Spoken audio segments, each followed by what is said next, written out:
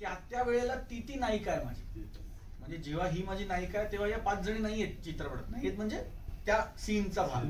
जेव्हा मी आणि नम्रता हिरोईन तेव्हा आमचा सो त्या पॉइंटला एकच हिरो आणि एकच हिरोईन, इतकी क्लीन लव्ह स्टोरी. आणि त्या 5ही लव्ह स्टोरी एकत्र आल्यामुळे होणारा गुंता, होणारी गडबड आणि मग भाषेचा प्रॉब्लेम. कारण तेव्हाची माणसं कसं बोलायची ते आताच्या लोकांना कळत नाहीये. आताची माणसं काय बोलतात इंग्लिश वगैरे ते तिला असं ती सगळी गंमत. आणि हे सगळं एका परक्या प्रदेशात होतं, कारण तो लंडनला आहे नोकरीला. त्यामुळे तिथे राहायची जी व्यावसायिक बंधन आहे की बाबा खर्च जास्त आहे. आमचे खर्च एक निर्माते आले डॉक्टर आशिष अग्रवाल नितीन सर आले होते पण कुठे गेले काय आणि सो त्याची जी वैद्य दुसरे प्रोड्युसर, ती त्रेधा तिरपीठ पण फार इंटरेस्टिंग आहे. कारण लंडनला आता अनेक चित्रपट बनतात, तर हा चित्रपट लंडनला का, त्याचं लॉजिक ते आहे की तिथे त्याची लाईफस्टाईल इतकी एक्सपेन्सिव्ह आहे तिथे राहणं, आणि त्यामुळे त्याला ते सगळं जुळवून आणण्यासाठी ओव्हर टाइम करायला लागतोय. कारण घर आहे, गाडी आहे, राहणं आहे. लंडनला ओव्हरऑलच राहणं एक्सपेन्सिव्ह आहे, कारण पाऊंडचा रेट आहे. स्वतःला काहीतरी प्रूव्ह करून दाखवायचंय, कारण घरी भारतात सांगितलंय की बाबा जातो तिकडे काहीतरी कमवतो. ही सगळी प्रेशर देतात, आणि त्या प्रेशर्स मध्ये त्याच्यात आणि बायकोच्या नात्यात येणारे ताण जो आपल्या सगळ्यांच्याच आयुष्यात असतो की बाबा आपण बाहेर जाऊन काम करतो आणि आपण आपलं म्हणणं काय असतं की कोणासाठी करतोय, घरच्यांसाठीच करतोय ना, मग उशीर झाला तर काय एवढं. आणि तिचं म्हणणं असतं की अरे पण तू काम करतोस ठीक आहे, तू पैसे कमवून ते काय उरावर घालायचं का माझ्या, वेट दे मला. सो ही जी त्या दोघांची होणारा तो त्रास आणि त्याच्यातनं होणारे कॉम्प्लिकेशन आणि मग एक गंमत. सो खूप नवरा बायकोची गोष्ट आहे आणि त्याला थोडासा एक फॅन्टसीचा फील आहे.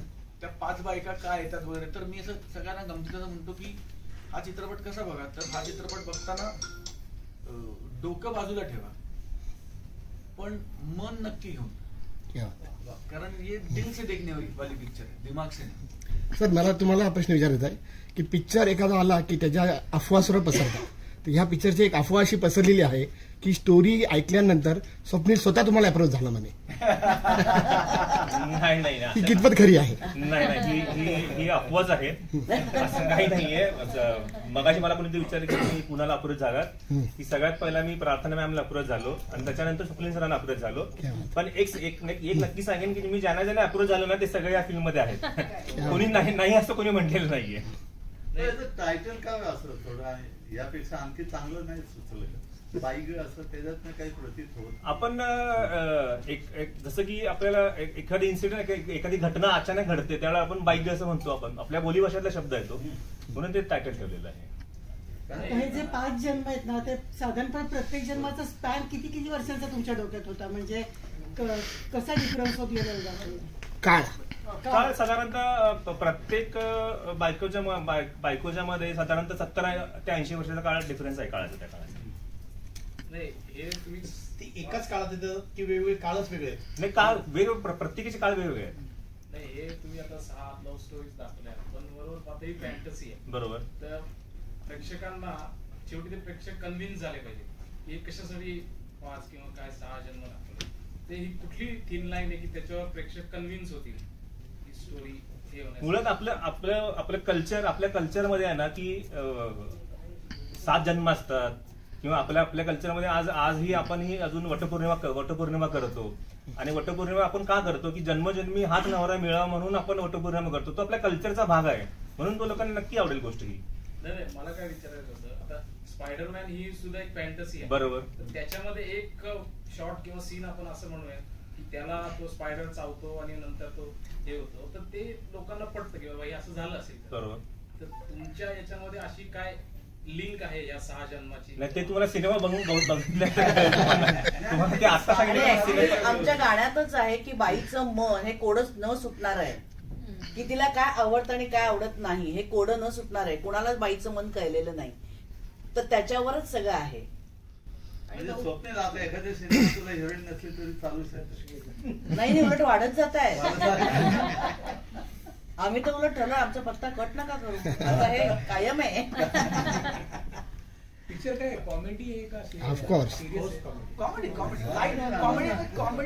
कॉमेडी नाही, सिच्युएशनल कॉमेडी. म्हणजे जे घडतंय तर ते जी पात्र आहे चित्रपटातली ते कॉमेडी करत नाही, त्यांची वाट लागली, ह्याची वाट लागली, पण तुम्हाला मजा येते ते बघायला. प्रसंगानुरूप. गाणे वगैरे किती घेतलेत म्हणजे? एकूण 5 गाणी. प्रत्येक हिरोईन बरोबर गाणे नाही, 5 गाणी. सर तुमच्या मनात बायगरचा पार्ट 2 तयार आहे म्हणून सध्या बायगरच्या वरतीच फोकस आहे. बायगरचा पार्ट 2 बापरे असणार.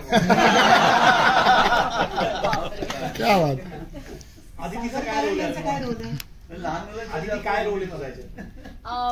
त्याच्या गतजन्मीच्या बायकांपैकी एक बायको मी असते आणि आपण म्हटल्याप्रमाणे काय खूप स्ट्रॉंग वुमन असते ना, तिच्याशी आपल्याला रिलेट व्हायला थोडंसं कठीण होतं. पण त्या अशा असं म्हणतो ना की नारळाचं आतमधलं शहाळं आणि पाणी असतं, पण तो नारळ बाहेरनं दिसायला कठीण असतो. तर तसं कुठेतरी कॅरेक्टर आहे की एक आतमधनं हळवी, खूप इमोशनल, खूप बायको, टिपिकल बायको, मटेरियल वाली बायको आहे ती, आणि ते दाखवायला घाबरतीये. कारण काय अशा बायकांचा वीक पॉइंट जर लोकांना कळला तर त्याचाच वापर करून ते त्यांचा पत्ता एकदम पकडून ठेवतील अशी तिला भीती वाटते. त्यामुळे कुठेतरी नवऱ्याबरोबर रिलेट होताना किंवा नवऱ्याबरोबर इमोट होताना तिच्यातली ती बाई बाहेर येत नाही, आणि अशा वेळेला यांचं हे नातं कसं रुसतं, फसतं, हसतं, त्याची स्टोरी आहे. मुठीत ठेवणारी बायको कोणी केली? मुठी ठेवणारी बायको. मुठीत ठेवणारी प्रामुख्याने काय सांगशील रोल? सुरुवात तर ह्याच्याने करते की तुम्ही जो प्रश्न पहिले विचारला की का हे कुठली बायको तुम्ही विचारली सरांना, तर जेव्हा सर माझ्याकडे अप्रोच आले त्यांनी सांगितलं की ही स्टोरी आहे, नरेट केली, तेव्हा मला आवडलं. मला सगळेच कॅरेक्टर आणि पूर्ण फिल्मच आवडली. सर मला म्हणाले पण स्वप्नील जोशी करतोय म्हटल्यावर मला असं वाटलं मितवामध्ये तुम्ही ऑलरेडी खूप रडलाय आणि त्यांची बायको झाला नव्हता, तर या फिल्ममध्ये मी तुम्हाला त्यांची बायको रोमॅन्स करायला म्हणून आय एम लकी की या फिल्म मध्ये मला आणि स्वप्नीलला छान असा रोमॅन्स करता आला आणि तो रोमॅन्स पडद्यावर दिसला. आणि तो वाईल डुईंग दॅट मी हे सांगू इच्छिते की ते करताना, सगळं शूट करताना आणि हे करताना ही ह्या जन्मातली बायको आणि ह्या जन्मातल्या बायकोचा म्हणजे स्पेशली ह्या काळातल्या मुलींचे जे प्रॉब्लेम्स असतात का, त्यांचं जे म्हणणं असतं, सगळ्यांचे स्वप्न असतात, त्यांचे इंडिव्हिज्युअल त्यांना आयुष्यात काहीतरी करायचं असतं, पण ॲज युजल नवरा समजत नाही. म्हणजे आता ते तर कळलं असतं तर विषयच नव्हता, पण ते कळलं नाहीये नवऱ्याला, आणि मग अशा वेळेला ती कशी चिडते आणि म्हणून कुठेतरी ती भांडखोर वाटू शकते कुठेतरी की ही खूप भांडणारी बायको आहे का, असं ते कॅरेक्टर दिसू शकतं. पण नंतर कळतं की तिचे रिझन्स आहे म्हणून, आणि त्या भांडणातनं होणारं प्रॉब्लेम्स आणि ही स्टोरी हे असं आहे. स्वप्नीला तू 6 जन्म दाखवले ह्याच्यामध्ये, सो कोणत्या जन्मातलं कॅरेक्टर करताना तुला जास्त मेहनत घ्यावी लागली आणि तुला कोणतं सगळ्यात जास्त आवडलं? तर मी मगाशीच म्हटलं प्रत्येक कॅरेक्टरचं आपलं एक चॅलेंज आहे. Modest answer. घाबरलो. मॉडेस्ट. प्रत्येक कॅरेक्टरची आपली मजा आहे, पण मला ऍक्टर म्हणून ऍक्टरला नेहमी काय असतं, ऍक्टरला काहीतरी असं असतं की मला अजून काय करायला मिळेल, मला वेगळं काय करायला मिळेल, किंवा चॅलेंजिंग. हा, तर रोमॅन्टिक सिनेमाच आहेत, पण मितवा मधला रोमॅन्स पूर्ण वेगळा होता, प्यारोली लव्ह स्टोरी पूर्ण वेगळा होता, तू हि रे पूर्ण वेगळा होता, तर तसा हा मोगरा फुलला पूर्ण वेगळा होता. तसा हा ही रोमॅन्टिक फिल्म ही रॉमकॉम आहे, म्हणजे रोमॅन्टिक कॉमेडी, तर पूर्ण वेगळा रोमॅन्स आहे, आणि तो 6 वेगळ्या झोनचा रोमॅन्स. म्हणजे शुकुताई बरोबरचा रोमॅन्स आहे, तिथे कोणीच कोणाला आय लव्ह यू म्हणत नाही, किंवा कदाचित संपूर्ण रोमॅन्टिक फेज मध्ये कोणी कोणाला अंगाला स्पर्शही करत नाही, पण जन्मजन्मांतराचा रोमॅन्स. सो कारण तेव्हाची गोडवा, तेव्हाचा गोडवा तो आहे, तेव्हाची मजा ती आहे, नुसतं बघणं, लाजणं, रुसणं, मनवणं, हा रोमॅन्स आहे. अमृताबरोबरचा रोमॅन्स आहे तो थोडासा कोल्हापूरचा असा तांबडा पांढरा असा रांगडा आणि थोडा म्हणजे नाही का हात धरून खेचून घेऊन जायचं मांडवातनं, तो वाला रोमॅन्स आहे. सो आदिती बरोबरचा रोमॅन्स आहे तो जे नवरे असतात जे म्हणजे मुठीतले, की आय लव्ह यू म्हणायच्या आधी पण बायकोला विचारतात की आता म्हणू आय लव्ह यू, इतका तो मुठीत असतो, तो वाला रोमॅन्स आहे. नेहा बरोबरचा रोमॅन्स आहे तो म्हणजे तो त्या रोमॅन्स मध्ये ती गंमत आहे की नवरा खूप ओव्हर पॉझिटिव्ह असतो काय काय वेळेस, आणि त्याच्या मागे त्याची काळजी आणि प्रेमच असते, पण बायकोनी कुठली साडी नेसायची आणि लिपस्टिक लावायची का नाही लावायची आणि मग या कार्यक्रमाला जायचं का नाही जायचं, ते सगळं तोच ठरवत असतो. सो असे मला वेगळे वेगळे पैलू अनुभवता आले त्या नवरा या एकाच संकल्पनेचे, आणि एका चित्रपटात करता आलंय सगळं. तुझा रोल कुठला आहे, म्हणजे तुझा पैलू रिअल स्वप्नील कुठला आहे? रिअल स्वप्नील जो आत्ताचा आहे तोच आहे, जो तुमच्या समोर बसलाय तो रिअल. याच्यामध्ये नाही ना साफिकी नाही, पण मला असं वाटतं की प्रत्येक पुरुषामध्ये ना ह्यातला पैलूतला प्रत्येक थोडा थोडा भाग असतोच. प्रत्येक मला सरांच्या किंवा गोष्टीची तीच गंमत वाटते की हे खूप छान त्यांनी मेटाफर म्हणून ते 6 एरा वापरले. त्यातला प्रत्येक पुरुष आणि प्रत्येक स्त्री जर तुम्ही विचार केलात ना, त्या 6 बायका ऍक्च्युली प्रत्येक बायको. कारण ती अशी पण असते कधी कधी पॉझेसिव्ह आणि डॉमिनेटिंग पण असते बायको. कधी कधी ती अशी, तिला म्हणणं असतं की माझ्या मनात काय चाललंय तू ओळखलं का नाही, पण मला तर जायचं होतं आज बाहेर जेवायला, तू विचारलंच नाही मला. सो त्यांनी खूप स्मार्टली ते केले की त्याला छान गुण पण घालताना अशी 6 एरा केले. ऍक्च्युली प्रत्येक बाईमध्ये 6 गुण आहेत, 6 सिमिलरली. तर तो जो 6 वेगळे ते जे एरातली मुलं आहेत, आपण प्रत्येकामध्ये आपण कधी हा असतो, कधी तो असतो, कधी तो असतो, कधी तो असतो, हे सगळं मांडणं आणि हे मनोरंजन करताना मांडलंय. म्हणजे काय म्हणायचं, बेस इज एंटरटेनमेंट. हा चित्रपट काय म्हणूया आपण त्याला, हा बेसिकली तुमचं मनोरंजन, पैसा वसूल चित्रपट. एंटरटेनमेंट. कुठली भूमिका जास्त आहे म्हणजे ताई बरोबरचा रोमॅन्स डिफिकल्ट होता, कारण तो परत तो त्या काळातला रोमॅन्स आहे. म्हणजे ती लंडनला फिल्म शूट होती, इमॅजिन करा. आणि ती नऊवारी साडी, पाटल्या, बांगड्या, नथ, वाक्या, कानातले, डूल, गजरा, असं आंबाडा. वा, एवढं सगळं माहिती. अशी बायको आहे मी त्याची. अशी बाई लंडनच्या स्ट्रीटवर ह्याच्यावर रोमॅन्टिक गाणं करत असेल, तो व्हिज्युअल सुंदर आणि फन आहे. आणि तो आता तो ह्या काळातला आहे, पण त्याची त्या काळातली बायको आता इथे आली, आता त्याचे कपडे सुटा उठतला आहे तो. आणि मी नऊवारी साडीत, ती नऊवारी साडीत लंडनमध्ये अख्ख्या लंडनमध्ये नऊवारी साडी नेसून फिरले. खूप व्हिज्युअली खूप एंटरटेनिंग फिल्म आहे आणि वेगळी वाटते मला फिल्म. त्यामुळे खूप मजा आहे. म्हणजे तुम्ही ट्रेलर बघितला असेल सगळ्यांनी, आय एम शुअर. ट्रेलर मध्ये तुम्हाला ती गंमत कळते की यायला वेगवेगळे. सो कलरफुल आहे सिनेमा, सगळ्यांच्या कपड्यांपासून ते भाषेपासून ते रंगसंगतीपासून खूप छान चांगलं पॅलेट आहे. असं खूप छान असं सजवलंय अख्खा बुके. स्वप्नील, तुझे 6 गेटअप सगळे वेगवेगळे आहेत का? अगदी टोटली. वा.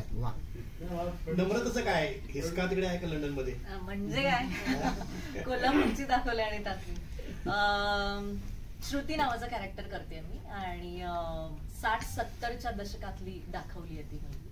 आणि दुसरी दाखवली म्हणजे ताईच्या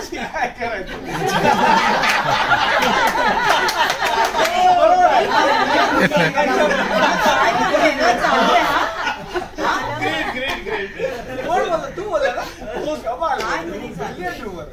तुम्हाला नंबर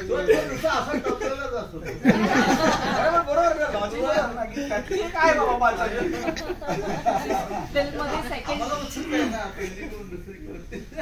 पण ती पण गंमत आहे फिल्म मध्ये. ते पण तुम्ही बघा सिनेमा.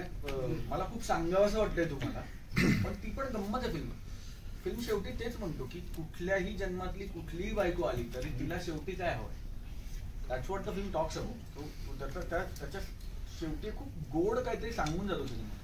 त्यामुळे प्रोड्युसरला विचारत होता की आता कोणताही प्रोड्युसर कमर्शियल करण्याचा किंवा प्रोफेशनल करण्याचा प्रयत्न करतो फिल्म. आता फिल्ममध्ये इतके मोठे कलाकार आहेत, लंडनमध्ये शूट झाले, तर तुम्हाला एक कुठली अशी हे वाटली की हा सरांचं डिरेक्टर सरांचं मला काय हे माहित नाही, पण हा एवढा मोठा जो हे आहे तो पार नेऊ शकेल असं तुम्हाला काय विश्वास वाटला?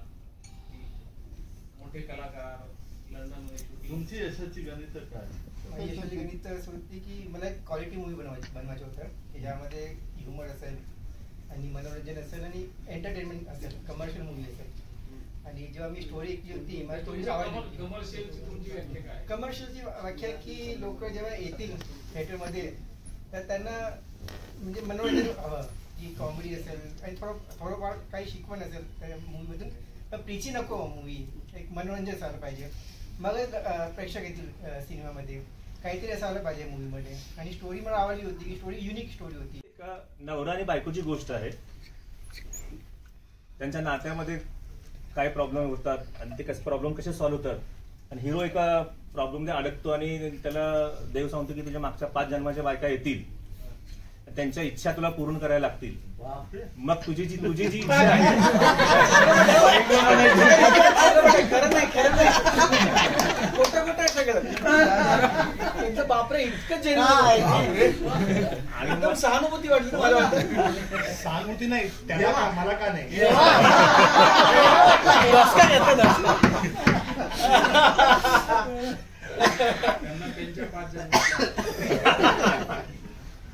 तर हिरोच्या जन्मात मागच्या जन्मीच्या 5 बायका येतात आणि मग तो त्यांच्या इच्छा कशा पूर्ण करतो, त्या होतात की नाही, तो हा सिनेमा आहे.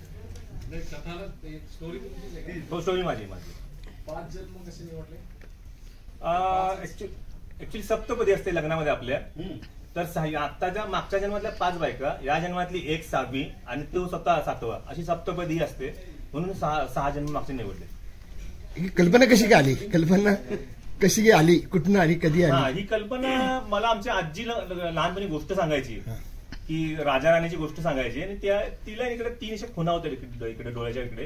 तर मी तिला विचारतो आजी ही काय आहे, तर ती मला सांगायची की ह्या मागच्या जन्मीच्या माझ्या खुणा आहेत. मी म्हणलं मग इथं 3च काय, तर ती म्हणली की माझ्या मागचे 3 जन्म माझे झालेत आणि हा 4था आहे. मग ते कुठेतरी माझ्या डोक्यात होतं की माणसांचे मागचे जन्म असतात. मग मी तिला विचारतो किती जन्म असतात, तर तिने मला सांगितलं 7 जन्म असतात. आजोबा काय म्हणाले? आजोबा आमच्या आर्मीत होते. आजोबाला क्रिटिक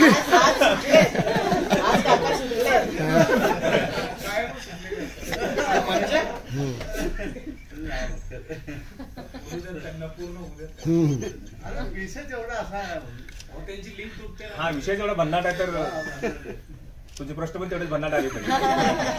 स्वप्नील सर तुमचं वुमेनच्या गेटअप मध्ये दिसतोय, ते कशासाठी आणि काय धमाल आली ते करताना? का केलंय, कशासाठी केलंय ते तर तुला पिक्चर बघायला येईल, मला गोष्ट नाही सांगता.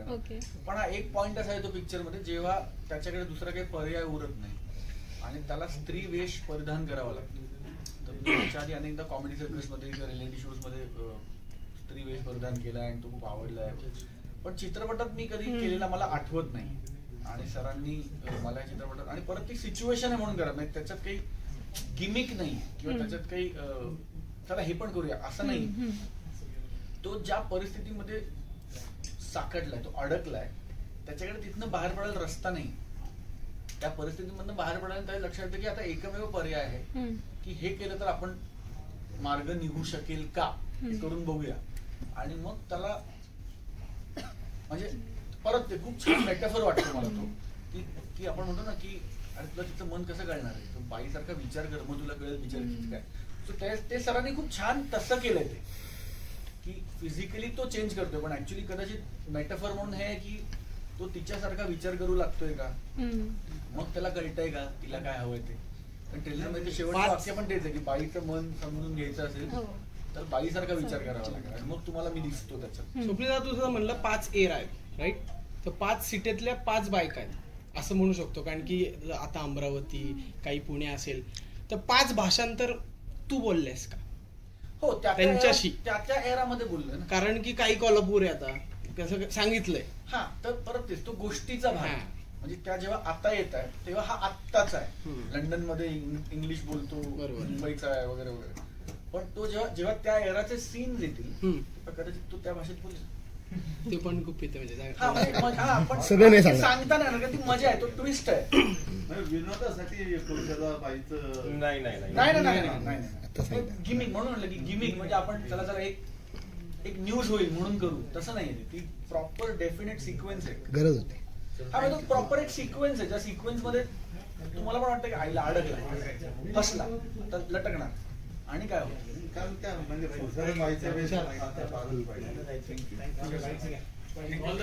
ग्लॅमर रोल नाही आहे यामध्ये. मी माझी अमरावती विदर्भाची भाषा वापरत आहे, जे मला खूप दिवसापासून माझ्या मनात होतं की विदर्भाची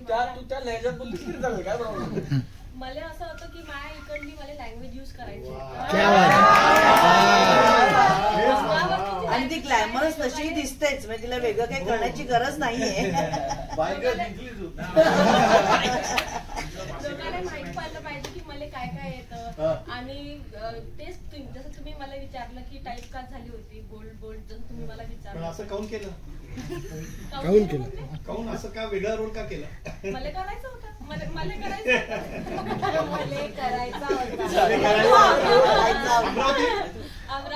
अमरावती अरे वा खूप चांगलं वाटलं तुम्हाला भेटून तुम्हाला आणि खूप चांगला रोल आहे तुम्ही जाऊन बघा जेनी नाव आहे कॅरेक्टरचं आणि एक डिस्को क्लब सॉन्ग पण आहे आणि उत्कृष्ट केलंय तिने तुम्ही बघाल तर तुम्हाला आवडेल नक्कीच पण ते नृत्य सुद्धा छान वाटतं बघायला त्याच्यामध्ये क्लब डान्स असला तरी सुद्धा कुठेही आपल्याला त्याची पातळी सोडलेली नाहीये इतकं सुंदर तिने केलंय पण आणि कोरिओग्राफ पण केले राहुलने आमच्या त्यामुळे ते बघायलाही छान वाटतं स्वप्नेला एक लास्ट माझ्या आलं होतं मला सगळ्यात लहान बायको तुम्ही सगळ्यात जे लास्ट वाली आहे म्हणजे मागच्या जन्माची जस्ट मागच्या जन्माची ते मला द्या आणि सरांनी मला तेच दिलं नाही माझ्या बाबतीत असं झालं की तुम्ही म्हणालात स्टोरीच इतकी रंजक असल्या कारणामुळे मी त्यांना म्हणाले आता ज्या बायकोसाठी तुम्हाला मी योग्य वाटेल तुम्हीच निवड करा बिंग अ डिरेक्टर तुमचाच निर्णय असेल आणि मला आवडेल to be a part of this film मी कुठली असू शकते सांगण्याची गरज नाही मला पर्यायच नाहीये मुळी त्यामुळे मला काही सांगण्याची गरजच भासली नाही आणि त्यांनी स्क्रिप्टच आणून दिली म्हणजे डायलॉग सकट स्क्रिप्ट आणून दिली त्याच्यामुळे तिथेच त्यांनी आधी मन जिंकलेलं होतं कारण आजकाल नाही तर सिनॉप्सिस पाठवतो नाहीतर वन लाईन सांगतो असं असतं पण त्यांनी पहिल्यांदाच जेव्हा ते भेटले मला तेव्हाच त्यांनी मला ती स्क्रिप्ट दिली आणि तिथेच मला कळलं की ह्यांची किती तयारी आहे आणि म्हणजे 5-6 हिरोईनना सांभाळण्याची त्यांची किती तयारी आहे हे त्याच्यातूनच कळतं खरं तर त्यामुळे काही विचारण्याचा प्रश्नच आला नाही आणि गोष्टच इतकी छान वाटली काहीतरी वेगळं वाटलं आणि प्रत्येकीला तितकाच महत्वाची भूमिका आहे म्हणजे असं नाही की मला जास्त भूमिका आहे हिला कमी आहे असं काहीच नाही कुठे तर प्रत्येकीचं महत्व तेवढे प्रत्येकीची बलस्थानं वेगळी आहेत त्याच्यामुळे ती प्रत्येक भूमिका ही वेगळीच तुम्हाला दिसणार आहे आणि तेच आम्हालाही वाटलं प्रत्येकाला असं मला वाटतं की माझी भूमिका वेगळी आहे आणि माझं आणि हिरोचं माझं आणि त्याचं नातं वेगळं आहे हे त्या पहिल्याच भेटीत कळलेलं होतं आम्हाला तुम्हाला एखादं स्वप्नगीत वगैरे आहे ना म्हणजे आमचं रोमॅन्टिक सॉन्ग आहे दोघांचं यामध्ये मी तडमडलंय तुम्ही कथा सांगितल्याबरोबर लक्षात येते याची काय तिरपीट उडाली असं शूटिंगला अजिबात नाही उडाली शूटिंगला खूप मजा आली कारण सगळ्या मैत्रिणी आहेत आणि प्रत्येकी बरोबर अनेक वर्षांची ओळख आहे अनेक वर्षांची दोस्ती आहे तुमचं नाही सगळ्या अख्ख्या महाराष्ट्राचा लाडका शूटिंग करताना कधी बाईका म्हणावं लागेल नाही कधी हा स्वप्नील सर पहिल्यांदा तुम्ही कोणाला अप्रोच झाला होता स्टारमध्ये स्वप्नील जोशी सर असतील किंवा प्रार्थना बेहरे मॅम असतील किंवा ताई असतील या सगळ्यांना पहिल्यांदा मी अप्रोच झालो सगळ्यात पहिला मी अप्रोच झाला आमच्या निर्मात्यांना ठीक आहे करा आता करूया आपण पॉइंट तुम्हाला म्हणजे लेडीज विचारायचं की ते जेव्हा अप्रोच झाले तर मग माझा रोल किती बाईक होता असं काही विचार तुमचा आला का मनामध्ये